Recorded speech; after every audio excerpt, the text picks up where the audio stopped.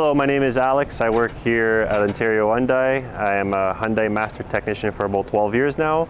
I'm also fully EV certified, and I am willing to take care of all of your electric or non-electric vehicle concerns. So here at Ontario Hyundai, we do maintenance on all vehicles here. We do hybrid electric vehicle and regular combustion engine vehicles. So on an EV maintenance vehicle, usually we're doing once a year service where we're lifting the vehicle up, checking all the fluids, checking all the tire pressures, inspecting the brakes, doing a general checkup of the hybrid system, making sure the battery state of charge is okay, making sure that the car is charging correctly and charging it up to full capacity during your service.